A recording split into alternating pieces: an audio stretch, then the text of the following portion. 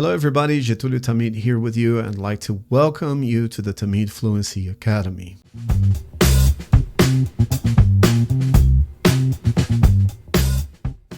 In the previous video, I talked about the keywords and the mindset we all got to have in order to never forget how to think and speak in the present tense, simple present.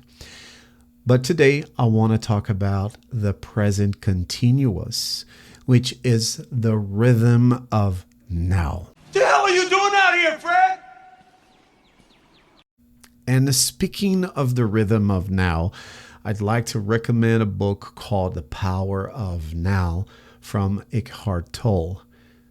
But before I continue here, it is very, very important for me and for you that you subscribe to this channel, like this video, and turn on the bell.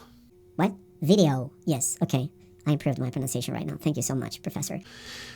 And if you need to sharpen your speaking skills, you can count on me and find me at italki.com/Tamid. Here we go. The present continuous is a fluid tense. It is pretty much like the planets. They're moving, but the only difference is temporary, just like the clouds in the sky, I suppose. We use this tense for actions that are happening right now, at this very exact second. But not many people know that we can also use this tense, the present continuous, to talk about future plans, especially the ones that have to do with your personal schedule.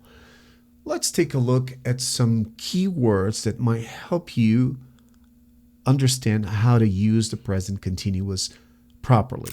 Now, at the moment, and currently. And the structure is not that difficult, but you gotta pay attention because there is a logical sequence, which is the subject plus am, is, and are, plus the verb in the ing form. Let's take a look at an example.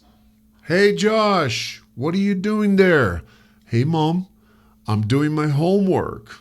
And for future plans, here's the example for the future plans. Are you playing volleyball on Saturday? Obviously, this is not happening right now, but it is a planned arrangement. What about you? What are you doing right now? What are you doing next Saturday or next Sunday?